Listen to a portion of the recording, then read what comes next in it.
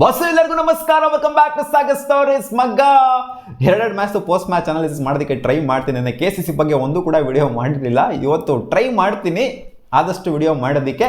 So okay, ಎರಡು match complete ಅಂತೂ ಆಗಿದೆ. ಇವಾಗ ಮೊದಲ match Kadamba Lions versus Ganga warriors ಇತ್ತು. ಸೊ ಇದರಲ್ಲಿ ಗಂಗಾ ವಾರಿಯರ್ಸ್ ಅವರು ಹಾವಳಿ ಮಾಡ್ಕೊಂಡು ಗೆದ್ಬಿಟ್ರು.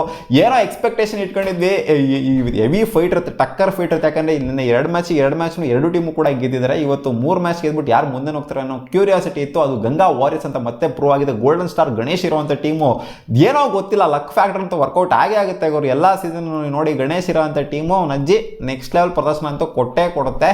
ಅದೇನೋ ಅವ್ರು ಇದ್ದಾರೆ ಅಂದರೆ ಲಕ್ ಬರುತ್ತೋ ಅಥವಾ ಅವರೇ ಲಕ್ಕೋ ಗೊತ್ತಿಲ್ಲ. ಒಟ್ಟಿನಲ್ಲಿ ಮಸ್ತಾಗಂತೂ ಪರ್ಫಾರ್ಮ್ ಮಾಡಿದರೆ ಗಂಗಾ ವಾರಿಯರ್ಸ್ 3 ಮ್ಯಾಚ್ನು ಕೂಡ ಗೆದ್ದಿದ್ದಾರೆ. 110 ರನ್ ಇವರು ಹೊಡೆದಿದ್ದು. ಸೊ 111 ರನ್ ಟಾರ್ಗೆಟು ಏನಂತ ನಿನ್ನೆ ಸ್ಕೋರ್ ಎಲ್ಲ ನೋಡ್ತು ಅಂದರೆ 170 150 ಏನು ಹೊಡೆದಿರಲಿಲ್ಲ. ಒಂದು ಆವ್ರೇಜ್ ಸ್ಕೋರನ್ನೇ ಇದು 10 ಓವರಲ್ಲಿ.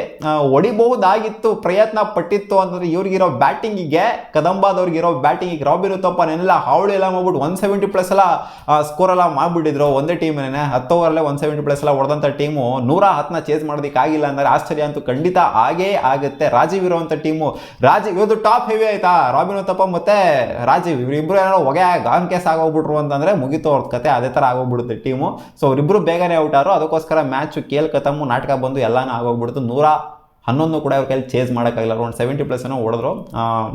ಚೆನ್ನಾಗಿ ಗೆದ್ರು, ಒಟ್ಟಲ್ಲಿ ಮಸ್ತಾಗಿ ಗೆದ್ರು ಅಂತ ಹೇಳ್ಬೇಕು. ಗೋಲ್ಡನ್ ಸ್ಟಾರ್ ಗಣೇಶ್ ಇರುವಂಥ ಟೀಮು ಹಾವಳಿ ಮಾಡ್ತಿದೆ ಗಂಗಾ ವಾರಿಯರ್ಸು. ಗಂಗಾ ಕಡೆ ಮಸ್ತಾಗಿ ಆಡಿದಾರು ಅಂತಂದರೆ ಅದು ಮುರಳಿ ವಿಜಯ್ 74 ರನ್ನ ಹೊಡೆದ್ಬಿಟ್ಟು ಏನಕ್ಕೆ ಒಂದು ಕ್ವಾಲಿಟಿ ಪ್ಲೇಯರ್, ಸ್ಟಾರ್ ಪ್ಲೇಯರ್ ಅಂತ ಮತ್ತೆ ಪ್ರೂವ್ ಮಾಡಿಕೊಂಡ್ರು ಅವರು. 74 ರನ್ನ ಅವ್ರು ಹೊಡೆದಿರಲಿಲ್ಲ ಅಂತಂದರೆ ಇವರು ಕೂಡ ಯಾರು ಕೂಡ ಕಾಂಟ್ರಿಬ್ಯೂಟೇ ಮಾಡಿಲ್ಲ ಅವ್ರ ಲೈನಪ್ಪಲ್ಲಿ. ಅಷ್ಟೊಂದು ಯಾರು ಪಾರ್ಟ್ನರ್ಶಿಪ್ಪನ್ನೇ ಬಿಲ್ಡ್ ಮಾಡಲಿಲ್ಲ. ಬರೀ ಅವ್ರು ಸಿಂಗಲ್ ಹ್ಯಾಂಡ್ ಒಂಟಿ ಸಲ ಥರ ಪರ್ಫಾರ್ಮ್ ಮಾಡಿದ್ರು. 74 ರನ್ನ ಹೊಡೆದು 110ರಲ್ಲಿ 74 ರನ್ ಅಂದರೆ ಅರ್ಥ ಆಗುತ್ತೆ ಅವರೇ ಪ್ಲೇಯರ್ ಆಫ್ ದ ಮ್ಯಾಚ್. ಅವರಿಗೆ ಬೌಲಿಂಗ್ ಚೆನ್ನಾಗಿ ಮಾಡಿದ್ರು, ಇಲ್ಲ ಅಂತಲ್ಲ ಗಂಗಾದವರು. But batting as a batting unit ನೋಡ್ತಾರೆ ಇವ್ರು ಮಸ್ತಾಗಿ ಪರ್ಫಾರ್ಮ್ ಮಾಡಿದ್ರು. ಸೆಕೆಂಡ್ ಮ್ಯಾಚ್ ವಿಚಾರಕ್ಕೆ ಬಂದ್ರು, ಧೂಳ್ ಎಪ್ಸ್ ಹಾವಳಿ ಹಬ್ಬಿಸ್ಬಿಟ್ಲಾಗರು. ತಿಲಕರತ್ನ ದಿಲ್ಶನ್ ಮತ್ತೆ ಡಾರ್ಲಿಂಗ್ ಕೃಷ್ಣ ಇಬ್ರು ಹಾಕೊಂಡು ಚಚ್ಚಿ 166 ರನ್ನು ಪಾರ್ಟ್ನರ್ಶಿಪ್ ಗುರು. ಒಂದು ವಿಕೆಟ್ ಹೋಗ್ದಂಗೆ ಈ ಸೀಸನ್ ಅಲ್ಲಿ ಆಡಿರುವಂತ ಏಕೈಕ ಟೀಮ್ ಯಾವುದು ಅಂತ ಅದು ಹೊಯ್ಸಳ ಈಗಲ್ಸ್. ಒಡೆಯರ್ ಚಾರ್ಜಸ್ನ ಹಾಕೊಂಡು ಬೆಂಡೆತ್ತಿ ಬ್ರೇಕ್ ಹಾಕಿದ್ರು ಅಂತ ಹೇಳಬೇಕು. ಒಡೆಯರ್ ಚಾರ್ಜಸ್ ಪಾಪ ಉಪೇಂದ್ರ ಅವ್ರ ಟೀಮ್ಗೆ ಒಂಥರ, ಈ ಕಡೆ ಗೋಲ್ಡನ್ ಸ್ಟಾರ್ ಗಣೇಶ್ಗೆ ಯಾವ ತರ ಲಕ್ ಫ್ಯಾಕ್ಟರ್ ವರ್ಕೌಟ್ ಆಗುತ್ತೆ, ಎಲ್ಲಾ ಟೈಮಲ್ಲೂ ಮಸ್ತಾಗಿ ಪರ್ಫಾರ್ಮ್ ಮಾಡೋದು, ಎಲ್ಲಾ ಮ್ಯಾಚ್ನು ಗೆದ್ಕೊಂಡ್ಬರ್ತಾರೆ ಎಲ್ಲಾ ಸೀಸನ್. ಈ ಕಡೆ ಉಪೇಂದ್ರ ಅವರಿರುವಂಥ ಟೀಮ್ ಎಲ್ಲ ಮ್ಯಾಚ್ ಮಾತ್ರ ಸೋತ್ಕೊಂಡು ಹೋಗ್ತಾರೆ.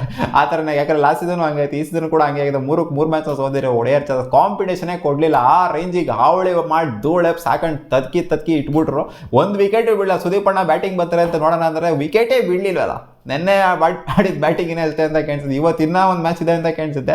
ಸೊ ಅದ್ರಲ್ಲಿ ಏನಾಗುತ್ತೆ ಅಂತ ಗೊತ್ತಿಲ್ಲ. ಅದರಲ್ಲೂ ಬ್ಯಾಟಿಂಗ್ ಸಿಗುತ್ತೆ, ಕೆಳಗಡೆ ಡೌನ್ ದ ಆರ್ಡರ್ಗೂ ಬ್ಯಾಟಿಂಗ್ ಬರುತ್ತಾ ಅಂತ ಗೊತ್ತಿಲ್ಲ. ಒಟ್ಟಿನಲ್ಲಿ ನೋ ಲಾಸ್ ಹೊಡೆದು 166 run partnership. Dilshan century 101 run. ನಿನ್ನೆ ರಾಬಿನ್ ಉತ್ತಪ್ಪ 91 ರನ್ ಹೊಡೆದಿದ್ರು. ಅದೇ ಹೈಯೆಸ್ಟ್ ಅಂತ ಅನ್ಕೊಂಡಿದ್ವಿ. T10 ಅಲ್ಲಿ ಸೆಂಚುರಿ ಆಗೋದೆಲ್ಲ ಕಷ್ಟ ಅಂತ ಅನ್ಕೊಂಡಿದ್ವಿ. ಬಟ್ ಸೆಂಚುರಿನ ಹೊಡೆದ್ಬಿಟ್ಟು ತಿಲಕರತ್ನ ದಿಲ್ಶನ್ ಸುಸ್ತಾಗಿದ್ರು ಏನೋ ಮಾಡಿ ಸೆಂಚುರಿ ಹೊಡೆದೇ ಬಿಟ್ರು ಇವರು. 40 ಬಾಲ್ 101 ರನ್ನು, 57 ಬಾಲ್ಗೆ 57 ರನ್ ಹೊಡೆದಿದ್ದಾರೆ. ಇವರು ಕೂಡ 22 ಬಾಲ್. ಡಾರ್ಲಿಂಗ್ ಕೃಷ್ಣ ಅವ್ರು ಮಸ್ತ್ ಪರ್ಫಾರ್ಮೆನ್ಸು.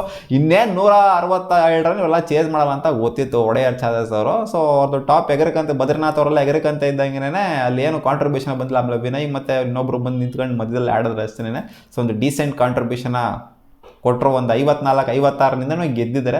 ಸೊ ಒಟ್ಟಲ್ಲಿ ಒಂದು ಕ್ಲಿನಿಕಲ್ ಪರ್ಫಾರ್ಮೆನ್ಸು ಈಗಲ್ಸಿಂದ, ಹೊಯ್ಸಳ ಈಗಲ್ಸಿಂದ. ನಿನ್ನೆ ಲಾಸ್ಟ್ ಮ್ಯಾಚ್ನಾಗ ಗೆದ್ದರು, ಇವತ್ತು ಫಸ್ಟ್ ಮ್ಯಾಚ್ನಾಗ ಗೆದ್ದಿದ್ದಾರೆ. ಸೊ ಒಂಥರ ಫ್ಲೋ ಕಾಣಿಸ್ತಿದ್ದಾರೆ. ಈ ಸೀಸನ್ ಇನ್ನೂ ಜೀವಂತವಾಗಿ ಉಳ್ಕೊಂಡಿದ್ದಾರೆ. ಆ್ಯಕ್ಚುಲಿ ಲಾಸ್ಟ್ ಸೀಸನು ಹೊಯ್ಸಳಾದವರು ಹಂಗೆ ಟಕಾರಂಗೆ, ಸುದೀಪ್ ಅವ್ರ ಟೀಮ್ ಟಕಾರಂಗೆ ಹೋಗ್ಬಿಟ್ಟಿತ್ತು. ಫಸ್ಟ್ ದಿನನೇ ನ್ಯೂಟ್ಲಾಗಿ ಹೋಗ್ಬಿಟ್ರು, 2 ಮ್ಯಾಚ್ನ ಸೋತೋಗ್ಬಿಟ್ಟು. ಸೊ ಈ ಸೀಸನು ಆ ಥರ ಆಗಿಲ್ಲ. ಈ ಸೀಸನು 3 ಮ್ಯಾಚಲ್ಲಿ 2 ಮ್ಯಾಚ್ನಾಗ ಗೆದ್ದಿರೋದನ್ನ ಟೂರ್ನಮೆಂಟಲ್ಲಿ ಜೀವಂತವಾಗಿ ಉಳ್ಕೊಂಡಿದ್ದಾರೆ ಸುದೀಪ್ ಅವರು ಟೀಮು. ಕಾದು ನೋಡೋಣ ಏನು ಆಗುತ್ತೆ ಅಂತ. ಒಟ್ಟಲ್ಲಿ ಉಪೇಂದ್ರ ಅವರು ಬ್ಯಾಟಿಂಗ್ ಬಂದಿದ್ದಾನೆ. ಲಾಸ್ಟ್ 4 ಬಾಲ್ ಇದ್ದಾಗ ಒಂಥರ ಕಳೆ ಇತ್ತು ಗುರು. ಎಲ್ಲರೂ ಒಂಥರ ಸೆಲೆಬ್ರೇಟ್ ಮಾಡಿದ್ರು ಮ್ಯಾಚ್ನ. ಅವ್ರು ಗೆದ್ದಿದ್ದ ಸೆಲೆಬ್ರೇಷನ್ಗಿಂತ ಉಪೇಂದ್ರ ಅವ್ರ ಬ್ಯಾಟಿಂಗ್ನೇ ಒಂಥರ ಸೆಲೆಬ್ರೇಟ್ ಮಾಡಿದ್ರು. ಒಟ್ಟಲ್ಲಿ ತಿಲಕರತ್ನ ದಿಲ್ಶನ್ ಕೊಟ್ಟಂಥ ಪರ್ಫಾರ್ಮೆನ್ಸು, ಜೊತೆಗೆ ಡಾರ್ಲಿಂಗ್ ಕೃಷ್ಣ ಕೊಡೋದ ಪರ್ಫಾರ್ಮೆನ್ಸು. ಒಟ್ಟಲ್ಲಿ ಅಲ್ಟಿಮೇಟ್ಲಿ ಹೊಯ್ಸಳ ಈಗಲ್ಸಿಂದ ಮಸ್ತ್ ಪರ್ಫಾರ್ಮೆನ್ಸ್ ಬಂದಿದೆ. ಅದಕ್ಕೋಸ್ಕರ ಇವತ್ತು ಅವರು 50+ ರನ್ಸಿಂದ ಗೆಲ್ಲೋ ಥರ ಆಗಿರುತ್ತೆ. ಫಸ್ಟ್ ಮ್ಯಾಚ್ಲೂ ಅಷ್ಟೇ ಗಂಗಾ ವಾರಿಯರ್ಸ್ ಮಸ್ತಾಗಿ ಪರ್ಫಾರ್ಮ್ ಮಾಡಿದರೆ. ಸೊ ಇಬ್ಬರು ಕೂಡ ಟಾಪ್ ನಾಚ್ ಪರ್ಫಾರ್ಮೆನ್ಸ್ ಕೊಟ್ಟಿದ್ದಾರೆ. ನೋಡೋಣ ಬರುವಂಥ ಮ್ಯಾಚ್ಗಳು ಯಾರ್ಯಾರು ಗೆಲ್ತಾರೆ ಅಂತ. ನಿಮಗೇನಿಸ್ತು ಈ 2 ಮ್ಯಾಚು, ಎಸ್ಪೆಷಲಿ ತಿಲಕರತ್ನ ದಿಲ್ಶನ್ ಕೊಟ್ಟದ ಪರ್ಫಾರ್ಮೆನ್ಸು? ಕಾಮೆಂಟ್ ಸೆಕ್ಷನಲ್ಲಿ ಕಾಮೆಂಟ್ ಮಾಡಿ ತಿಳಿಸಿ. ಸಿಗೋಣ ಮುಂದಿನ ವಿಡಿಯೋದಲ್ಲಿ. ಬಾಬಾ.